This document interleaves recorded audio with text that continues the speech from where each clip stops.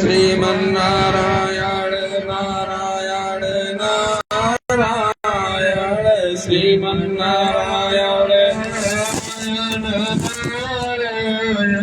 श्रीमन्नारायण नारायण नारायण श्रीमन्नारायण नारायण नारायण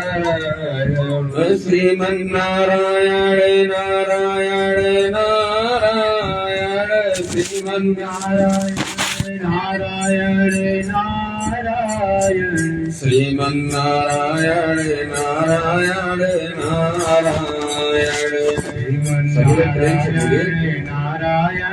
नारायण श्रीमन्नारायण नारायण नारायण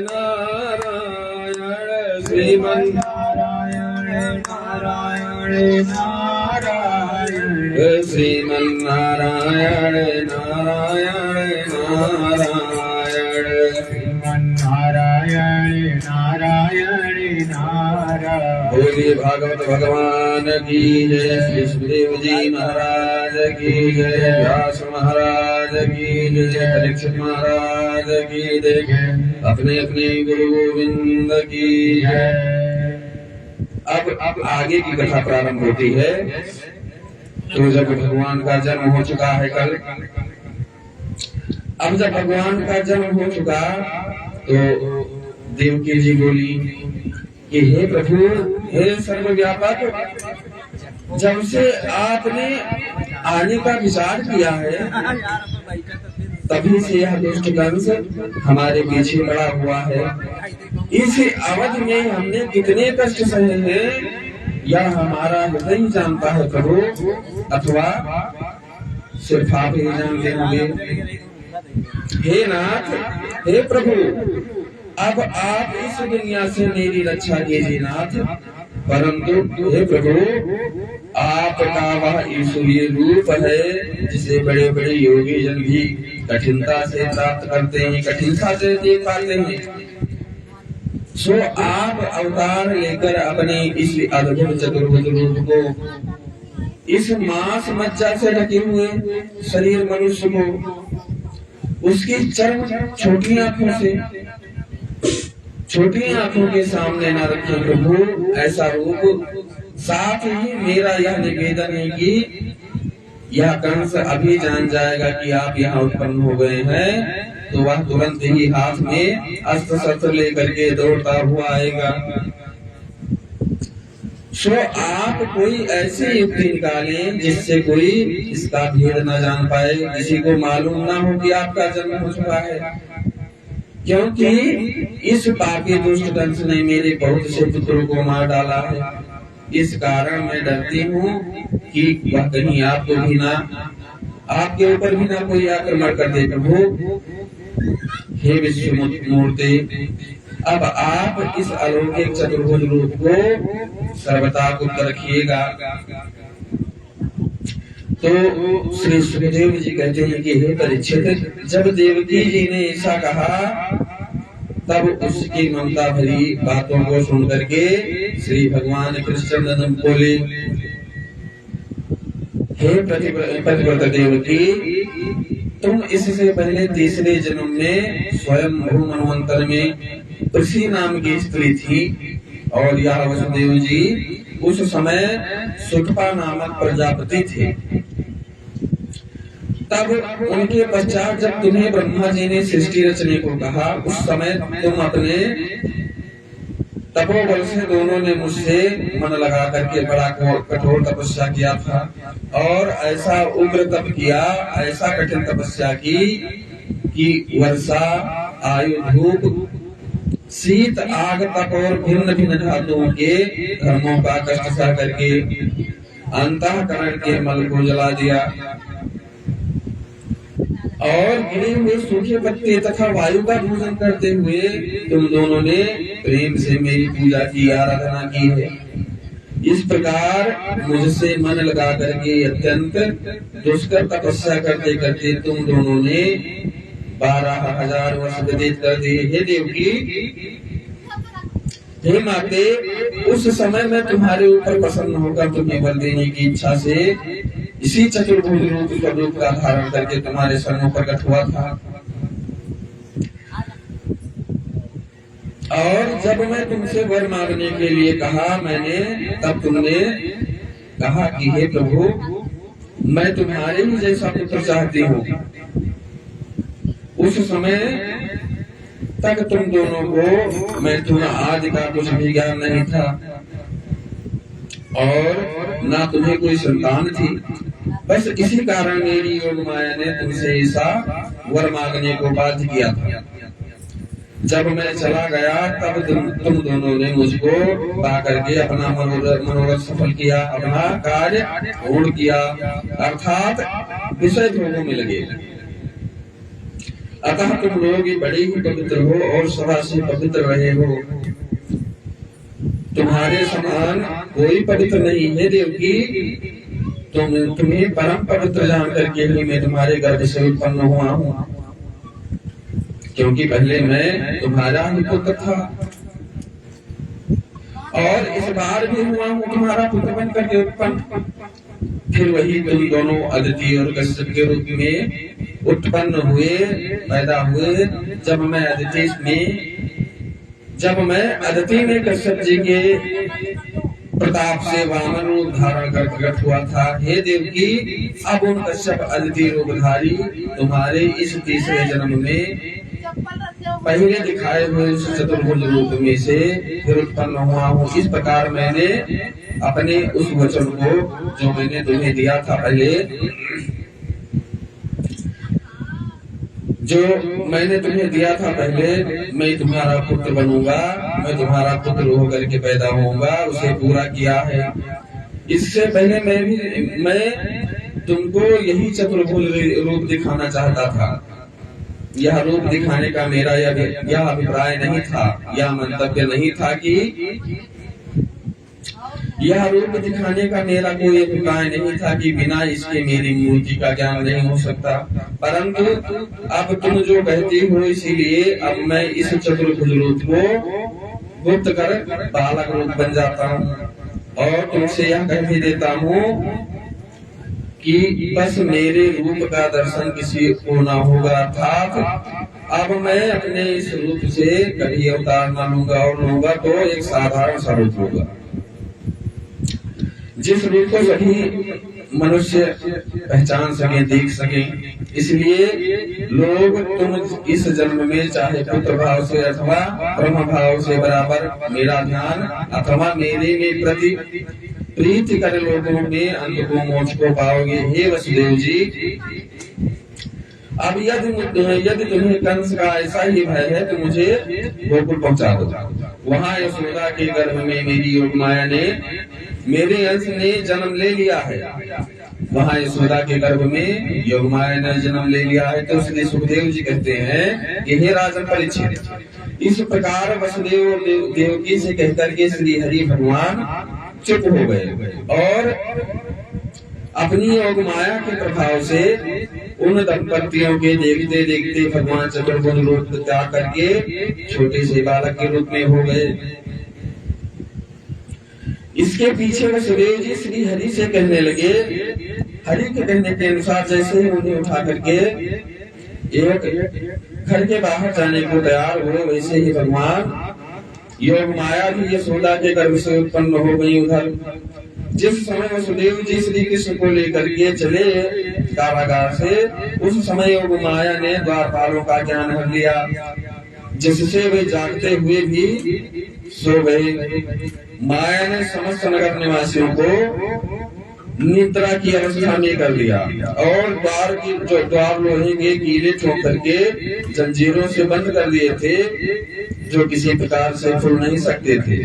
वह सब द्वार अपने आप खुल गए। कोई राह न चले, बस विचार कर मेघ जल की वर्षा करने लगे। मेघ देवता जो है, वरुण देवता, अपने मन में विचार किया अगर बारिश होगी तो कोई घर से बाहर नहीं निकलेगा, इसलिए मेघ देवता भी खूब जोर से वर्षा करने लगे और उस जल से भगवान श्री कृष्ण भीगे नहीं, उनके ऊपर जल की बूंदे एक भी नहीं पड़ी। इसलिए 1000 फण वाले शेष जी बाल रूप आनंद कंद श्री कृष्ण जी के ऊपर अपने फणों की छाया के पीछे चल रहे हैं। और उस समय घोर वर्षा के कारण यमुना जी अथाह जल से बह रही है, ऊंची ऊंची तरंगों से उमड़ रही है, हर हर करके जोर जोर से बहने लगी जमुना जी। उसमें अनेक प्रकार के भंवर पड़ रहे हैं, बढ़िया बढ़िया लहर उठ रही हैं जल तरंगों की। भयावनी काली निशा में उससे उठकर भयानक शब्द हो रहा है, नदी में भयानक शब्द बढ़िया आ रहे हैं। तो श्री सूत जी कहते हैं, हे परीक्षित, हे राजन, इस प्रकार जब वसुदेव जी श्री कृष्ण को गोद में लेकर के यमुना के तट पर आए तो भगवान के परम पावन अग नसावन चरण कमल स्पर्श करने के लिए श्री यमुना जी हा करके जोर से चलने लगी। तो जब जोर से यमुना जी बहने लगी तो वसुदेव जी घबरा गए। तब पिता को भयभीत जान करके भक्तों को सुख देने के लिए वाले हरि भगवान ने अपना एक पैर लटका दिया नीचे, जिसे स्पर्श करके यमुना जी थम गई। और भगवान की यह लीला देख करके वसुदेव जी के मन में बहुत प्रसन्नता हुई और पांव पैदल यमुना जी में पैदल चल करके नदी पार कर गए और जल्दी जल्दी चल करके नंदराज जी के द्वार पर पहुंच गए। वहां गोकुल में भगवान की माया ने पहले ही जन्म ले रखा था और जब जन्म ले लिया तो अपना प्रभाव भी डालेगी योग माया। सब पर योग माया ने अपना प्रभाव डाल दिया, जिससे सब लोग गाढ़ी निद्रा में चले गए। बढ़िया नींद में सब लोग सो रहे हैं। आज उन्हें कुछ भी बुध नहीं रही। तब नंद जी के घर में जाकर के और सबको इस प्रकार गाढ़ी नींद में चिंता करके वसुदेव जी ने उस बालक को यशोदा जी की गोद में सुला दिया और उसकी जो कन्या थी उसकी कन्या को लेकर के फिर अपने बंदी गृह में जेल खाने में लौट आए। और उसके बाद वसुदेव जी ने देवकी की गोद में उस कन्या को लेटा करके स्वयं अपने पांव में लोहे की बेड़ियों को डाल ली और जैसे पहले थे वैसे ही कंस के कैदी बन गए। उधर गोकुल में यशोदा प्रसव की पीड़ा के कारण इतनी अचेत थी कि उन्होंने यह भी कुछ नहीं जाना कि मुझे क्या हुआ है। वह मूर्छा और निद्रा में ऐसे बेसुध हो गई कि उन्हें इस रहस्य का कुछ पता ही नहीं चला। जब यशोदा जी की आंखें खुली तो अपने आगे पुत्र को सोता हुआ पा करके यशोदा जी बहुत खुश हुई। तो श्री सुखदेव जी बोले, हे राजन परीक्षित, जब वसुदेव जी फिर अपने बंदी गृह में आ गए तब सब किवाड़ जो जैसे जैसे थे वो सब बंद हो गए अपने आप। और देवकी की गोद में जाती हुई वह कन्या जोर जोर से रोने लगी। फिर तो भगवान ने अपनी योग निद्रा दूर करके सब पहरेदारों को जगा दिया और वह बढ़िया जमाई लेकर के उठे। जब पहरेदार सब उठे तो जेल खाने में कन्या का होना जान करके दौड़ते हुए कंस के पास जा करके बोले कि हे महाराज, देवकी के 8वें गर्भ से तो बालक उत्पन्न हुआ है। तो पहरेदार के मुख से यह बात जान करके कंस बहुत घबराया और सेज पर से उठा और जो ही पृथ्वी पर पांव रखना चाहा कि उसे कुछ ना जान पड़ा। गिरता पड़ता ठोकरे खाता जेल खाने के द्वार पर जा पहुंचा और फाटक को खुला और शीघ्र ही जहां माता बैठी थी वहां स्थान पर जाकर के पहुंचा। तब कंस को आया देख करके वसुदेव और देवकी का हृदय कांप उठा। वसुदेव जी और देवकी जी कंस को देख करके घबरा गए और देवकी ने हाथ जोड़ करके कंस के आगे गिड़गिड़ाना शुरू किया। देवकी जी ने कहा, भैया इस बार तो मेरे कन्या हुई है, शौक तो इसकी रक्षा करो, क्योंकि तुम्हारे जैसे सूर्य का यह सिद्धांत नहीं है, तुम्हारे जैसे राजा महाराजा का यह उद्देश्य नहीं है कि वे स्त्री को और बालक पर हाथ उठाएं। सो हे भैया, तूने अब तक मेरे कई पुत्रों को मार डाला है, अब इस कन्या पर तो दया कर दो। कौन जाने यह तेरे द्वारा रक्षित करने के लिए कन्या रूप उत्पन्न हुई हो। सो अब तू इसे अपनी ओर से छोड़ दे। हे कंस, मैं तेरी छोटी बहन हूँ, तूने मेरे 6 पुत्र मार डाले, इस कारण अब मैं बहुत दुखी हो गई हूँ, मुझ पर दया करो। भला तू मुझ अभागिन को कष्ट देने से क्या पाएगा। यह मेरी अंतिम बेटी है, सो तू कृपा कर इसे मुझे दे दे। परंतु जबहि देवकी ने कंस से ऐसा कहा कि कंस देवकी को डांटता फटकारता उसकी गोद से कन्या छीन करके गृह से बाहर निकल आया, बंदी गृह से बाहर आ गया और हाथ जोड़ आंखों से आंसू की धारा बहाती हुई देवकी कन्या के लिए रोती रही। बाहर जाकर कंस ने कन्या की टांग पकड़ करके शिला पर, स्नान करने वाली शिला पर घुमा करके जोर से पटकना चाहा, परंतु हे राजन, जब वह जोर से उसकी टांग पकड़ करके पटकने के लिए घुमा रहा था, तब वह कन्या शिला पर न जा करके आकाश में चली गई और वहीं तत्काल अष्टभुजी देवी का रूप धारण कर लिया। कंस से बोली कि हे मूढ़ कंस, हे दुष्ट कंस, तुमने मुझे मारकर तूने क्या फल पाया है। तेरा नाश करने वाला बैरी तेरे मारने के लिए कहीं जन्म ले चुका है। अब और दिन बालकों के प्राण न ले। इस प्रकार वह भगवती कंस से कह करके भूलोक में विराजने लगी। उस माया देवी के कहने को सुनकर कंस इस महान चिंता में पड़ गया कि यह उल्टी आकाशवाणी कैसे हो गई।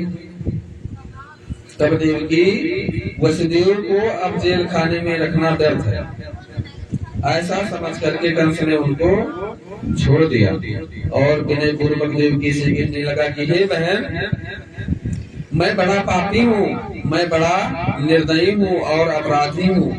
मैंने तुम्हें फालतू में ही दोनों को इतना कष्ट दे दिया, ना जाने अब इस जघन्य कर्म के लिए मुझे कौन सा कष्ट भोगना पड़ेगा। मैं अपराध कीन सो तुम्हारे, होनहार सो तरत न टारे। कंस ज्ञान उपदेशत कैसे, तीव्र प्रकाश सदा नहीं जैसे। विधि गति कछु नहीं जात है जानी, थकित रहे लख ऋषि मुनि ज्ञानी। जो जस करे सो तस फल पावे, बिन समझे पर दोष लगावे। ऐसा कह करके जब कंस बार बार हाथ जोड़ने लगा देवकी जी के सामने, तब वसुदेव जी बोले कि हे महाराज कंस, आप सच कहते हो, इसमें आपका कुछ दोष नहीं, विधाता ने यही हमारे कर्म में लिखा था। यह सुन करके कंस प्रसन्न हो गया, खुश हो गया।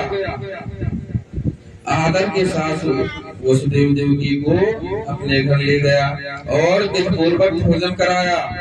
उसके बाद वस्त्र आभूषणों से सुसज्जित किया और उन दोनों स्त्री पुरुष को प्रेम पूर्वक उनके घर पहुंचा दिया गया और अपने मंत्री को बुला करके कहा कि हे मंत्री, देवी कह गई है कि तेरा बैरी संसार में पैदा हो चुका है, इसलिए अब देवताओं को जहां पाओ वहां ही तुरंत मार दो। देवकी के 8वें गर्भ समेत मेरा शत्रु पैदा होगा। कंस की बात सुनकर के देवताओं पर क्रोध प्रकट करते हुए मंत्री ने कहा कि हे राजन, यदि आपकी बात सच है तो उनको मारना क्या बड़ी बात है। वे तो जन्म के भिखारी हैं, देवता लोग तो जन्म के भिखारी हैं। जब आप क्रोधाग्नि दृष्टि से उनकी ओर देखिएगा तभी वे अपनी जान लेकर के भाग जाएंगे। उनकी क्या सामर्थ्य जो आपके सम्मुख खड़े हो। ब्रह्मा तो 8 पहर ज्ञान देते रहते हैं, महादेव भांग धतूरा खा करके पागलों की तरह इधर उधर घूमते रहते हैं, और इंद्र का आपके ऊपर तो कुछ बस चलता ही नहीं, इंद्र तो आपका कुछ कर ही नहीं सकते। रह गया एक नारायण, तो संग्राम कार्यों में वंचित है और हमेशा लक्ष्मी के पास सोया रहते हैं। भला उसे मारने में कौन सी देर लगेगी? पहले पहल जब आपका देवताओं से संग्राम हुआ था, तब वो आपके वाणों की चोट से घायल होकर के भागना ही उत्तम समझते थे, और भाग ही गए थे सारे देवता। कितने ही अपना अस्त्र त्याग करके आपकी शरण में आ गए थे, आपके आगे हाथ जोड़ के करके खड़े थे, और कितने डर के मारे मर भी गए। मंत्री की ये बात सुनकर के कंस बोला, नारायण कहाँ रहते हैं और उन्हें किस प्रकार मारे? मंत्री ने कहा, महाराज, नारायण जहाँ सनातन धर्म का रिवाज होता है, जहाँ सनातन धर्म का पालन होता है, वही नारायण रहते हैं। सनातन धर्म खास कारण वेद, गौ, ब्राह्मण, तप और यज्ञ है। इसीलिए हे राजेंद्र, हे राजन, धर्म के ज्ञाता ब्राह्मण और गौ तथा जितने हरिभक्त लड़के से लेकर के बूढ़े तक हैं, सबको मार दो।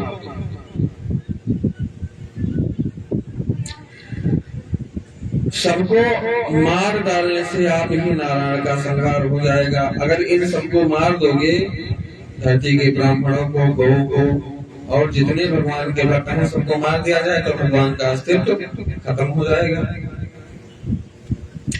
तो यह सुनकर के कंस ने प्रधान से कहा, अच्छा, यदि तेरी यही राय है तो अपनी सेना सहित 10 दिशाओं में घूम घूम कर जितने गौ और जितने ब्राह्मण ऋषि साधु संत मिले, सबको मार दो। इतना कह करके कंस अपने भवन में चला गया। अब राजा की आज्ञा सुनकर के दुष्ट मंत्री अपनी सेना सहित नगर में जाकर के गौ, ब्राह्मण, बालक और हरिभक्तों को छल करके छल बल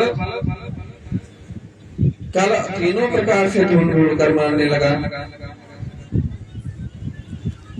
तो श्री सुखदेव जी बोले, पुत्र का जन्म होने से आनंदित उदार चित नंदराय ने स्नान करके पवित्र हो गए और बढ़िया ज्योतिषियों को बुला करके बढ़िया पूजा पाठ करवाया, जात कर्म संस्कार करवाया और पितरों तथा देवताओं का पूजन करवाया। फिर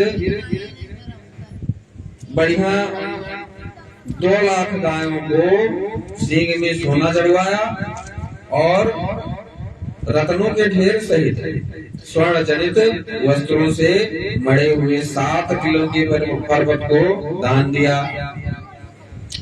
जैसे पृथ्वी आदि पदार्थ काल से देहाद स्नाद से अपवित्र वस्तु से लिपटा हुआ पदार्थ धोने से, गर्भादि संस्कारों से, दंडादि तप से और ब्राह्मणिक यज्ञ से, धन दान से, मन संतोष से और आत्मा ब्रह्म विद्या से शुद्ध होता है, वैसे ही जब नंद जी इस प्रकार के श्रेष्ठ कर्मों को करके शुद्ध हुए तो ब्राह्मण श्री शुद्ध ब्राह्मण और जो बंदी सभी मंगलाचरण करने वाले होते हैं, राजा के महल में होते थे बंदी लोग, वो राजा की बखान गाया करते थे और नगारे बजा करके उनका स्वागत करते थे। सारे ब्रज के घर द्वार आंगन और भीतरी भाग झाड़ फुकार करके बढ़िया साफ कर दिया गया। अनोखी ध्वजाओं में पताकाओं की माला लगाई गई और वस्त्रों तथा पत्रावलियों से सभी द्वारा बढ़िया से सजा दिया गया। गायों, बैलों और बछड़ों को हल्दी और तेल से रंग कर उन पर बढ़िया बढ़िया चित्र बनाए गए। उनके शरीर पर मोर छल बढ़िया बांधा गया, झोले डाले गए और स्वर्ण की मालाएं पहनाई गई। श्री सूर्य जी कहते हैं कि हे परीक्षित, हे राजन, सब बाल सुंदर वस्त्र आभूषण बढ़िया बढ़िया पहन करके और बढ़िया बढ़िया भेंट लेकर के आए हैं। तथा इस प्रकार यशोदा जी के पुत्र का जन्म सुनकर के गोपियों ने प्रसन्न मन से बढ़िया बढ़िया कपड़ा और बढ़िया बढ़िया आभूषण और बढ़िया बढ़िया मेवा मिश्री अन्न आदि से अपने देह का श्रृंगार किया। नवीन केसर के लेप से शोभायमान मुखारबिंदु, चलायमान स्तन वाली बढ़िया बढ़िया भेंट लेकर के शीघ्र ही नंद जी के घर पहुंची। उज्जवल मणियों के जड़ाऊ कुंडल पहने हुए, हाथों में कंकड़ धारण किए हुए और विचित्र मालाएं पहने हुए गोपियां नंद जी के घर को जाती हुई शोभा बढ़िया देती हुई इतनी सुंदर लगती हैं सब लोग, जिनकी चोटियों से मार्ग में फूल बरस रहे हैं, कुंडल बढ़िया झलक रहे हैं, हार हिल रहे हैं, जिनकी शोभा देखते ही बड़ी मनभावन लगती है। वही गोपियां बाल रूप श्री कृष्ण भगवान को चिरंजीवी होने का आशीर्वाद देने जा रही हैं।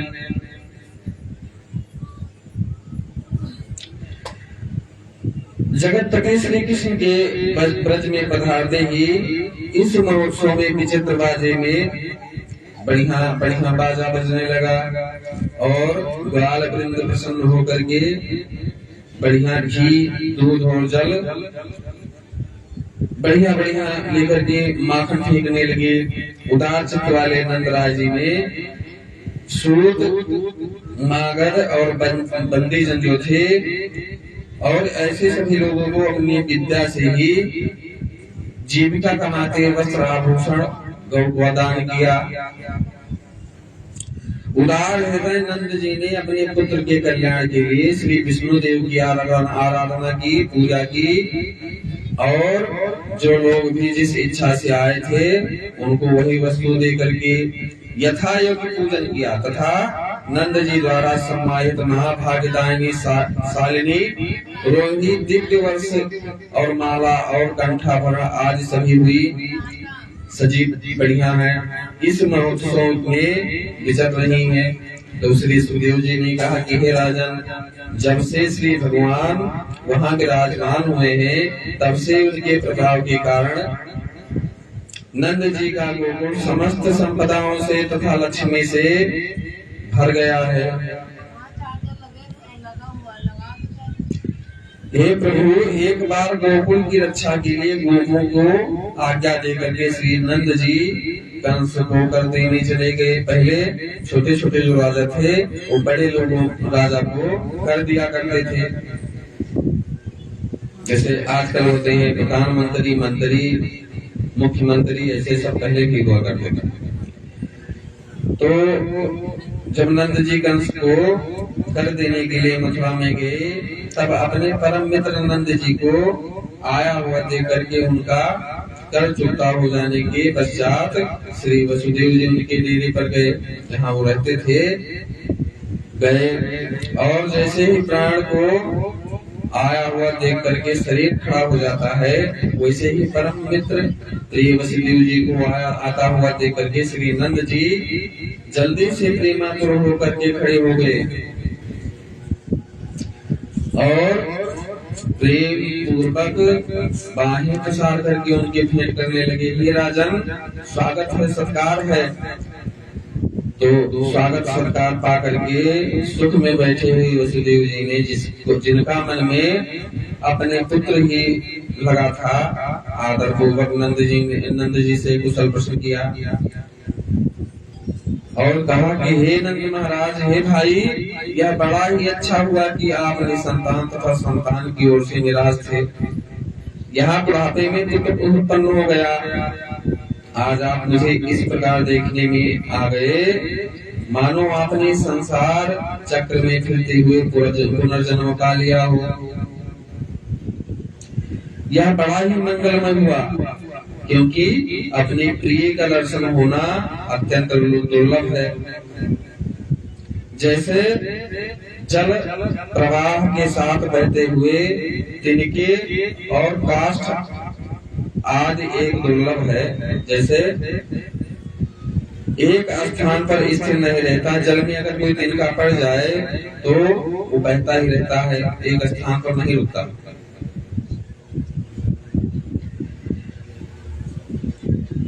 विशेष जल और पेड़ लताओं से भरा हुआ पूरा पशुओं का हितकारी महावन, जहाँ आप अपने सुहृदयों के साथ रहते हो। निरोग तो है सभी लोग। हे बंधु, मेरा पुत्र बलराम अपने माता पिता के साथ तुम्हारे ब्रज में रहता है और तुम्ही को माता पिता के रूप में मानता है। उसका पालन तुम ही करते हो। वह प्रसन्न तो है, वो ठीक तो है। जिन पुरुषों के धर्म, अर्थ और काम अपने संबंधियों के लिए भी उपयोगी हो, वही सफल कहलाते हैं। और जिससे संबंधी कलेश पावे, वह धर्म आज किसी के नहीं काम आते हैं। न धर्म के काम आएंगे और न किसी व्यक्ति के काम आएंगे। नंद जी ने कहा कि हाँ, तुम्हारे देवकी से उत्पन्न हुए बहुत से पुत्र कंस ने मार डाले और एक छोटी सी कन्या हुई थी, वह भी स्वर्ग चली गई।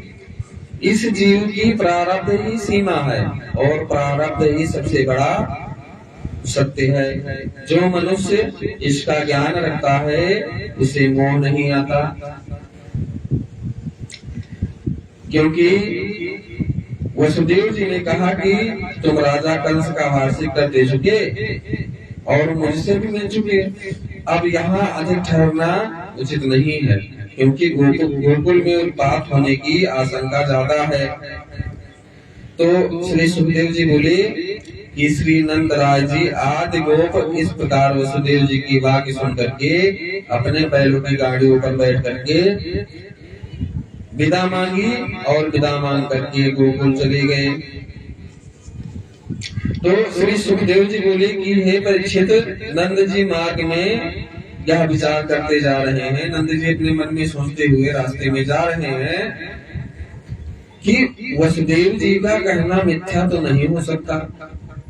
अगर वसुदेव जी ने कहा है कि तुम्हारे यहाँ कुछ होने वाला है उत्पात, तो हो सकता है उत्पात की संभावना हो गई हो कोई। तो वे भगवान का ध्यान करते हुए नंद जी पहुंचे। वहां कंस ने बालकों को मारने वाली पूतना को भेज दिया। अब पूतनापुर गांव तथा ब्रह्माद में बालकों को मारने लगी। जहाँ राक्षसों के नायक भगवान के चरित्र कहे या सुने नहीं जाते, जहाँ भगवान की कथा नहीं होती, वहाँ राक्षस लोग अपना अपना कार्य कर देते हैं और वे स्वेच्छा भेष करने वाली तथा आकाशचारिणी होती हैं। पूतना माया से स्त्री का वेश धारण करके नंद जी के घर गोकुल में पहुंच गईं। तब जिसकी बेड़ी चमेली के पुष्पों से सुगंधित थी और जो बड़े ही सुंदर वस्त्र धारण की थी और जिसके हिलते हुए कुंडलों से बढ़िया झलकाभा प्रकट हो रही थी तथा जिसमें केशों युक्त उसका मुख मंडल बढ़िया दूर से ही चमक रहा था।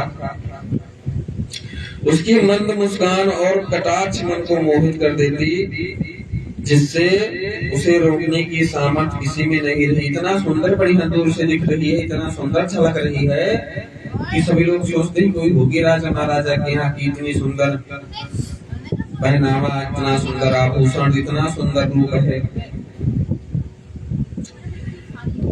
वह हाथ में कमल लिए थी बढ़िया, पूतना ने हाथ में कमल लिया था, साक्षात लक्ष्मी के समान सबको मुक्त कर रही थी। इतनी सुंदर थी कि जान पड़ता था जैसे महालक्ष्मी जी आ गई हो उतर करके। और धीरे धीरे गोकुल में बढ़ती चली गई। गोपियों को तो ऐसा लगा मानो जैसे लक्ष्मी जी अपने पति भगवान विष्णु से मिलने जा रही हो। परंतु देवताओं की इच्छा बालक रही। पूतना बालकों को खोजते हुए नंद जी के घर जा पहुंची। वहां पहुंच करके उसने बाल रूप भगवान श्री कृष्ण को देखा। जो अपना स्वाभाविक तेज छिपाए भस्म से बढ़िया अंगार की भांति दुष्ट जीवों के काल रूप थे, तब उसे आया हुआ जान करके भगवान श्री कृष्ण ने अपने नेत्र बंद कर लिए और पूतना ने उन काल रूप भगवान को अपनी गोद में उठा लिया। अब जैसे ही भगवान को उठाया, उसको उठाना ऐसा हुआ जैसे मूर्ख मनुष्य सोते हुए सर्प को उठा ले। रोहिणी म्यान में छिपी हुई तलवार की धार के तीव्र स्वभावशाली किंतु बाहरी भेद से भूषा में सुंदर लगने वाली पूतना कांति से मोहित हो गई तथा उसे उत्तम स्त्री समझ करके बिना कुछ कहे केवल खड़ी खड़ी देखती ही रही। वहां पर दुष्टात्मा पूतना ने बाल रूप श्री कृष्ण भगवान को अपनी गोद में ले लिया और उसके मुख कमलों में भयंकर विष भर दिया, अपना स्तन भगवान के मुंह में रख दिया। तब श्री कृष्ण ने क्रोधित होकर के उन स्तन को दोनों हाथों से बलपूर्वक दबा करके पकड़ लिया और उसे प्राणों के साथ स्तन से भगवान ने पूतना का प्राण भी पान कर लिया, पी लिया। तब तो अपने सब मर्म स्थानों से पीड़ित पूतना जो थी वो छोड़ दे चिल्लाने लगी, प्रभु से कहने लगी अब रहने दे, इस प्रकार कहने लगी और फटी हुई आंखों वाली उस राक्षसी के शरीर से पसीना छूटने लगा। भगवान ने इतना तेज खींचा, वह बार बार हाथ फैला करके हाथ पटक करके रोने लगी और कहने लगी। पूतना के रोने की आवाज से पर्वतों सहित कांप उठे, इतनी तेज रोने लगी कि पूरा पर्वत कांपने लगा, रसातल होने लगा और दिशाओं में गर्जना होने लगी। नंद बाबा के कूद दो जन्मे गोकुल गाँव, छल कर अब ही आनी हो गोपी होय के जाओ। श्री सुखदेव जी बोले हे राजन, इस पूतना के शरीर ने गिरते समय छाकोस का पर्वत बिल्कुल चूर कर दिया, इतनी भयानक राक्षसी। यह बड़े ही आश्चर्य की बात हुई कि इस भयावनी पूतना के मुंह में लंबी और भयानक दाढ़ी, बड़े बड़े पर्वत के समान, गुफा के समान उसके नाक हैं और पर्वत के गंडस्थल के समान दोनों स्तन हैं, नेत्र तट के समान भयकारी नितंब हैं, बंधी हुई सड़क के समान भुजाएं हैं, देख बड़े बड़े पैर, सूखे तालाब के समान उसका पेट, जैसे जितना बड़ा तालाब होता है उतना गहरा तो उसका पेट था। पूतना के उस भयानक शब्दों से गोप और गोपियों के हृदय, कान और मस्तक से इतना तेज चिल्लाई कि सब लोग परेशान हो गए। अब उसके भयंकर शरीर को देख करके और भी व्याकुल हो उठे। गोपियों ने तत्काल ही आकर के बड़े ही संयम पूर्वक उसकी छाती पर खेलते हुए बाल कृष्ण को उठा लिया।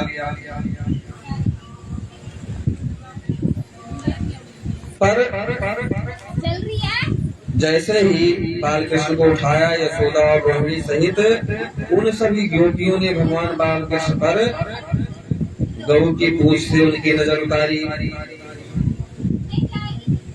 तंत्र वंत्र से जैसे जानती थी, सभी स्त्रियां मिलकर के भगवान का नजर उतार रही हैं।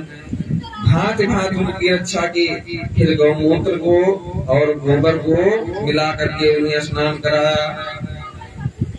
गोपियों ने सावधान होने पर आचमन करके अपने शरीर पहले अलग अलग अन्यास किया, करन्यास किया। करने के पश्चात बाल कृष्ण के अंगों में बढ़िया उपटन लगाया और स्नान करवाया और कहा आज भगवान तुम्हारे चरणों की रक्षा करें,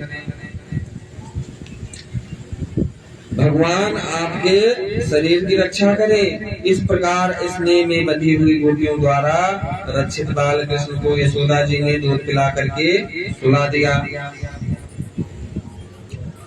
उसी समय मथुरा से लौट करके नंद आदि गोप अपने अपने घर को आए, ब्रज में आ गए।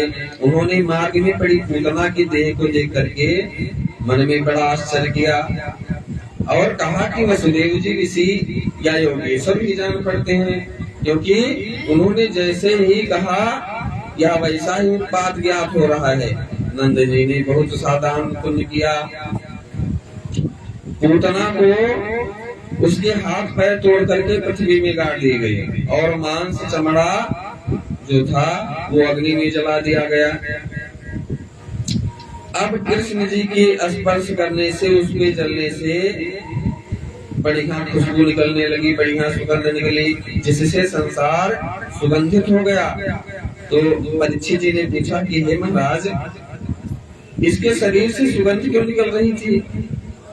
जब वह महादुष्ट राक्षसी थी तो उसके शरीर से ऐसा सुगंध क्यों निकला? तो सुखदेव जी ने कहा कि हे राजन, श्री कृष्ण ने उसके दूध को पिया था, जिससे उन्होंने उसे अपनी माता के समान युक्ति दी, उसी कारण उसके शरीर से सुगंध निकल रही थी। जो श्री कृष्ण में प्रीत रख करके उनकी उपासना करने वाला भक्त है, उस उत्तम गति को कोई नहीं प्राप्त करता। अगर भगवान के गुण गाए तो ये ऐसा है कि जो भगवान का गुण गाएगा उसका कोई बाल भी नहीं कर सकता। भगवान कहते हैं कि सिर्फ आप मुझे मान करके तो देखें।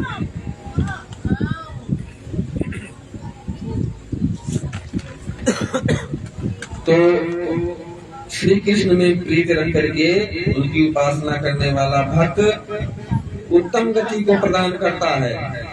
जैसे गोविंद का नाम लेने से सभी मुक्ति को प्राप्त करते हैं। आइए हम सभी लोग थोड़ा भगवान का नाम ले लें, उसके बाद आगे की कथा प्रारंभ करते हैं। सभी लोग साथ में बोलिएगा, अगर मुंह से आवाज निकले सभी की तो। तेरी बनी जई है गोविंद गुण गाए से, तेरी बनी जई है गोविंद गुण गाए से, तेरी बनी जई है प्रभु के गुण गाए से, तेरी बनी जई है। ध्रुव की बनी गई, प्रहलाद की बनी गई, ध्रुव की बनी गई, प्रहलाद की बनी गई, ध्रुव की बनी गई, प्रहलाद की बनी गई, ध्रुव की बनी गई, प्रहलाद की बनी गई, द्रौपदी की बनी गई, चीर के बढ़ाए से, तेरी बनी जई है गोविंद गुण गाए से, तेरी बनी जई है प्रभु के गुण गाए से, तेरी बनी जई है। हनुमत की बनी गई, सिया सुधी लाए से, हनुमत की बनी गई, सिया सुधी लाए से, बाली की बनी गई, सुग्रीव की बनी गई, बाली की बनी गई, सुग्रीव की बनी गई, हनुमत की बनी गई, हनुमत की बनी गई, सिया सुधी लाए से, तेरी बनी जई है गोविंद गुण गाए से, तेरी बनी जई है। नंद की बनी गई, यशोदा की बनी गई, नंद जी की बनी गई, यशोदा की बनी गई, नंद जी की बनी गई, यशोदा की बनी गई, गोपियों की बनी गई, गोपियों की बनी गई, माखन खवाए से, तेरी बनी जई है गोविंद गुण गाए से, तेरी बनी जई है। गज की बनी गई, गिद्ध की बनी गई, गज की बनी गई, गिद्ध की बनी गई, गज की बनी गई, गिद्ध की बनी गई, गज की बन गई, गिद्ध की बनी गई, केवट की बनी गई, केवट की बनी गई, नाल पे चढ़ाए से तेरी बनी गई है, गोविंद गुण गाए से तेरी बनी गई है, प्रभु के गुण गाए से तेरी उद्धव की बनी गई, भीष्म की बनी गई, उद्धव की बनी गई, भीष्म की बनी गई, उद्धव की बनी गई, भीष्म की बनी गई, उद्धव की बनी गई, भीष्म की बनी गई, अर्जुन की बनी गई, अर्जुन की बनी गई, गीता ज्ञान पाए से तेरी बनी गई है, गोविंद गुण गाए से तेरी बनी गई है, प्रभु के गुण गाए से तेरी बनी गई है, तुलसी की बनी गई, सूरा की बनी गई, तुलसी की बनी गई, सूरा की बनी गई, तुलसी की बनी गई, सूरा की बनी गई, तुलसी की बनी गई, सूरा की बनी गई, मीरा की बनी गई, मीरा की बनी गई, गोविंद गुण गाए से तेरी बनी गई है, गोविंद गुण गाए से तेरी बनी गई है, प्रभु के गुण गाए से तेरी बनी गई है। बोले भागवत भगवान की जय, श्री सुखदेव जी महाराज की जय। अब जब श्री सुखदेव जी ने कहा कि हे राजन, श्री कृष्ण ने पूतना का दूध दिया था जिससे उसको अपने माता की समान मुक्ति मिली। हे राजेंद्र, मुक्तिदाता भगवान विष्णु हैं। विष्णु ने जिसके ऊपर स्नेह में पलकर संतोष के साथ उनका स्तनों का पान किया है, उनमें पुत्रवत दृष्टि रखने वाली गोपियां और गौ स्थान से मिलने वाला वह संसार क्या क्या बार बार मिल सकता है। ये राजा परीक्षित, पूतना से निकली हुई सुगंध पूरे वन में वो चराने वाले ग्वालों को आश्चर्य करने लगा और गोपियों की पूतना का आना और उस प्रकार कृष्ण के दुग्ध पान करने से उसकी मृत्यु होना तो बड़ा आश्चर्य किया। उसके बाद श्री कृष्ण का पूतना से बच जाने के बाद नंद यशोदा को बधाई दी और हर्षित होकर के सब गोपीगण अपने अपने घर को गए। उसके बाद भगवान ने सकटासुर और वध किया, कृष्णासुर का वध किया। इसके बाद भगवान ने जब माखन चोरी करने लगी धीरे धीरे, तो माता यशोदा जी ने उनको एक बार कोठरी में बांध दिया था। श्री सुखदेव जी बोले कि हे राजा परीक्षित, एक दिन जब बड़े प्रापा उठकर यशोदा जी अपना दही मथ रही थी, तब उनके घर कमरे से एक घरघराहट सुनकर के बालक कृष्ण जी जो सो करके उठे तो रोने लगे। रो करके माता को पुकारने लगी। माता यशोदा अपने घर के कार्य में बिजी थी, थोड़ा दही मथने की धुन में उनका पुकारना सुन नहीं सकी।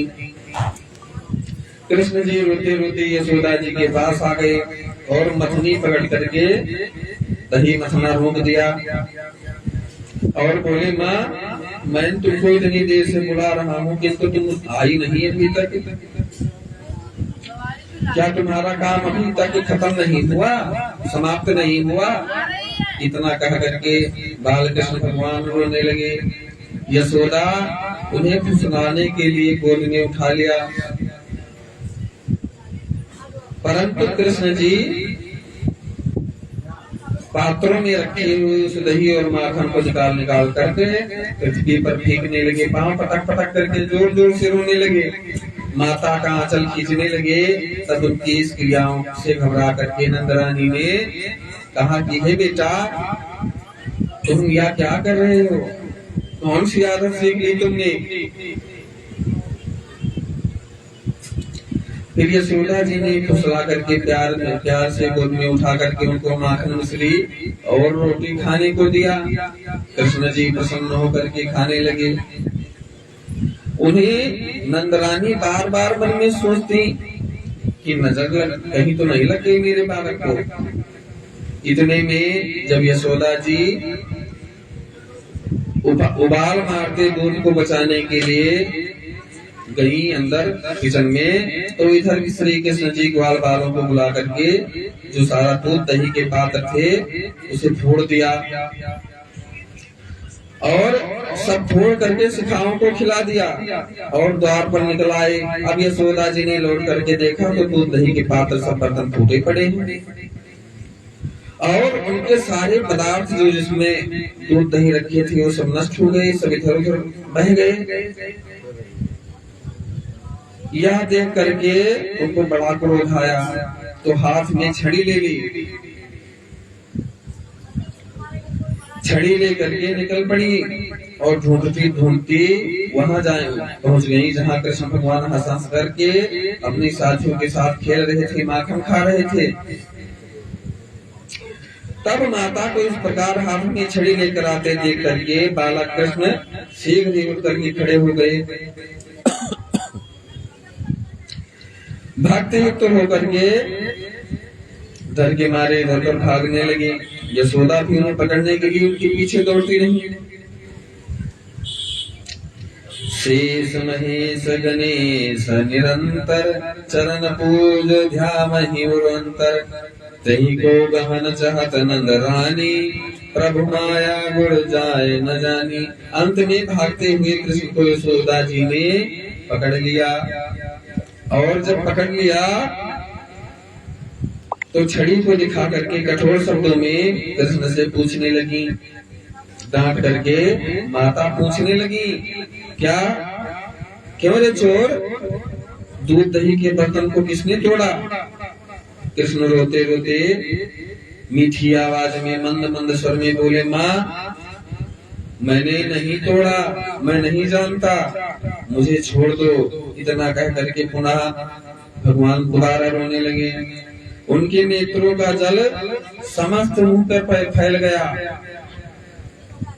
तथा हाथों से मलने से उनकी रस भरी श्याम सलोनी आंखें लाल हो गईं।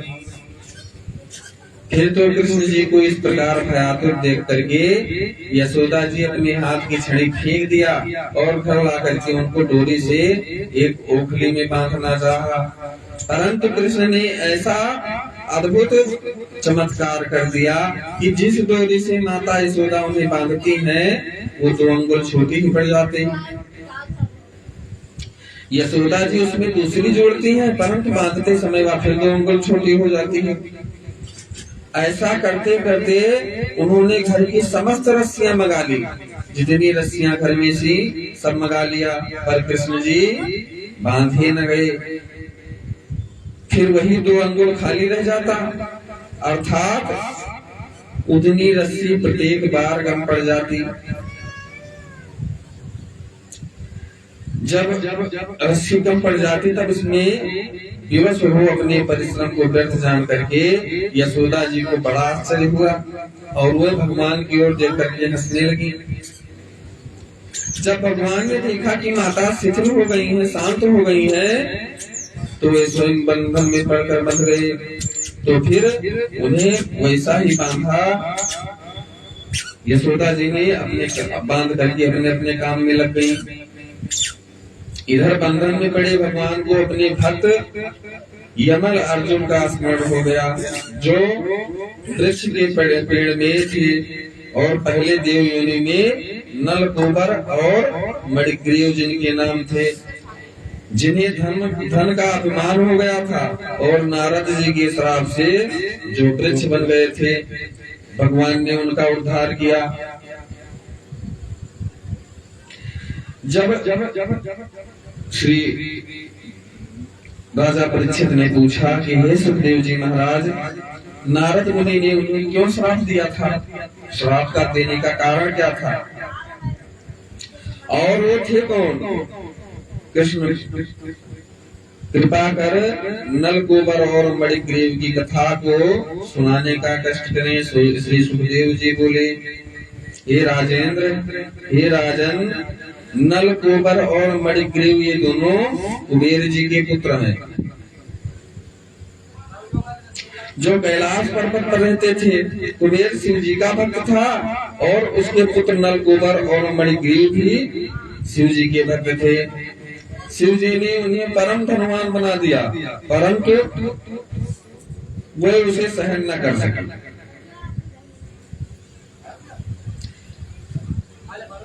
कनक कनक ते सौबनी या मदताधिकाय, या पाए बहुराय जग या खाए भोराय। कनक माने होता है सोना और कनक माने होता है धतूरा। अगर मनुष्य को ज्यादा धन मिल जाए तो या फिर वो पागल हो जाएगा, और इसी तरह अगर किसी मनुष्य को धतूरा खिला दिया जाए तो उसका दिमाग स्थिर नहीं रहेगा। जब वे दोनों इस धन के मद को सहन न कर सके, धन के मद में मदान्त होकर के उन्होंने कुछ ही दिनों के पश्चात शिव की सेवा करना भी त्याग दिया, मदिरा पान करने लगे और कैलाश पर्वत पर गान करने वाली मृगनयनी स्त्रियों से क्रीड़ा करते हुए नग्न होकर के गंगा में स्नान करने लगे तथा उस प्रकार अनेक विहार करने लगे। एक दिन नारद जी ने वहां पहुंच करके उनके इस खेल को देखा तो उन्हें बड़ा आश्चर्य हुआ। नारद जी को देख करके वो स्त्रियां जो थी, वे सब स्त्रियां लज्जावश सकुच गईं। सचेत होकर के शीघ्र ही अपने वस्त्र को धारण कर लिया, परंतु निर्लज और निशंक नल गोबर और मणिग्रीव जैसे ही के तैसे ही खड़े रहे। तो नारद जी ने सोचा कि इसको धन का अपमान हो गया है, क्योंकि निर्धन को अपमान नहीं होता। धनवान धर्माधर्म का विचार नहीं करते, चाहे धर्म हो चाहे अधर्म हो। पैसा है तो सब देख लेंगे। मूर्ख को शरीर ही प्रिय होता है, अगर मूर्ख व्यक्ति है तो उसका शरीर ही सबसे प्रिय है। साधु जन माया मोह और धनाद के फेरे में नहीं पड़ते।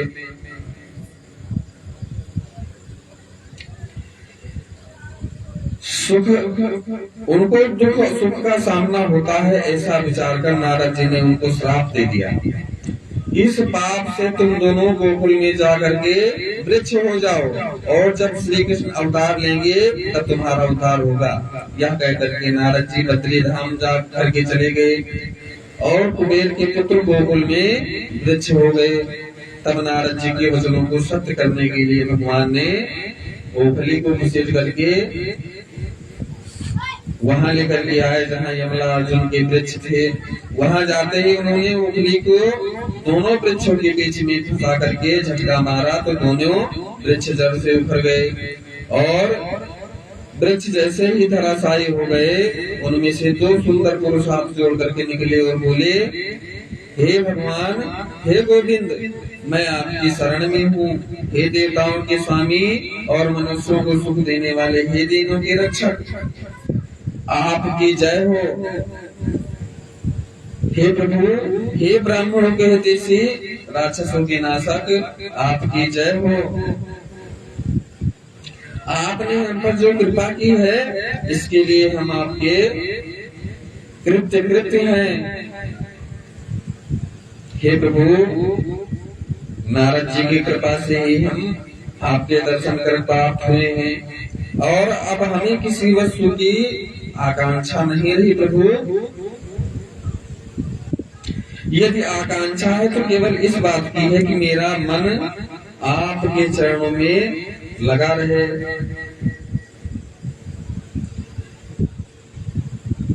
चरणों में मेरा मन सदा आपके चरणों में ही लगा रहे। भगवान श्री कृष्ण की बहुत सी स्तुति की उसने, तो भगवान ने प्रसन्न होकर के उन्हें जाने की आज्ञा दे दी कि जाओ, मेरे चरणों में अनुरक्त जीव भव बंधन में नहीं पड़ता। अगर मेरे चरणों में तुम्हारा मन लगा है तो तुम भव बंधन में नहीं फंसोगे, माया में नहीं फंसोगे।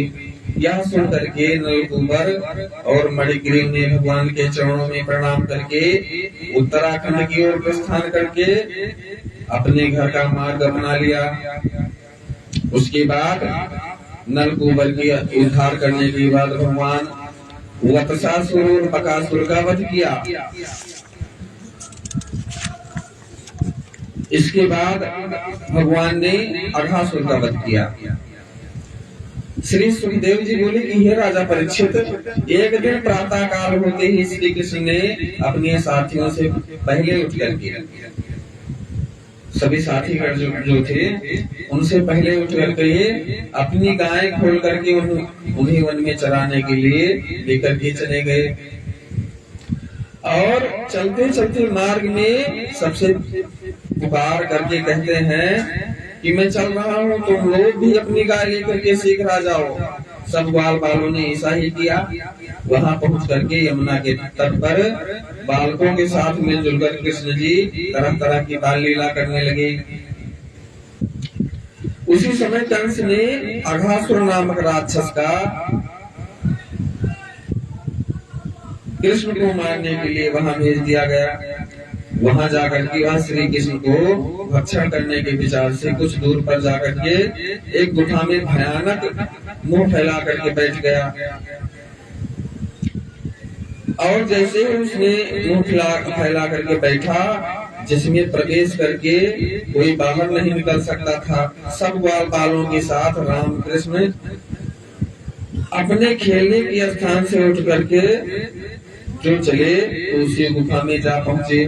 फिर जो अजगर रूपी अघासुर ने ऐसी दीर्घ श्वास ली, ऐसे तेज श्वास लिया अंदर की ओर कि गाय बछड़ों सहित सभी ग्वाल बाल उसके पेट में बिल्कुल समा गए, जिससे उन्हें बड़ा भय हुआ। सब लोग ग्वाल बाल थे तो सब डर गए और कृष्ण जी का नाम लेकर के चिल्लाने लगे।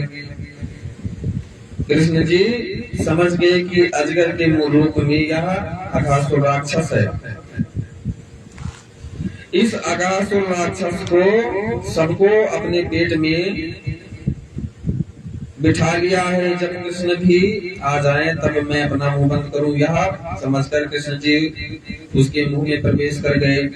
राक्षस ने अब सबको अपने पेट में कर लिया। यह देखकर सब देवताओं को बड़ा दुख हुआ और देवता लोग कहने लगे, हे विधाता, आपने यह क्या अंधेर कर दिया।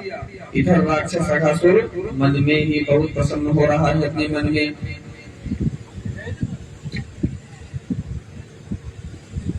जब अघासुर प्रसन्न हुआ, उधर उसके मुंह से प्रवेश करके श्री कृष्ण ने अपने शरीर को धीरे धीरे बढ़ाना शुरू कर दिया। तो उसका गला फंस गया और निकलने की शक्ति उसमें नहीं रही। उसकी श्वास धीरे धीरे बंद होने लगी और दोनों नेत्र, दोनों आंखें उसकी बाहर की ओर निकलने लगी और वह जीभ निकाल करके हांफने लगा। उसका सारा शरीर सब के समान शीतल और स्थिर हो गया।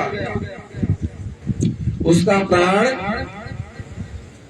ब्रह्मांड फोड़ करके बाहर निकल गया और कृष्ण जी उसका पेट फाड़ करके ग्वाल बालों सहित बाहर निकल आए। पूरे बाल कृष्ण लाल की जय।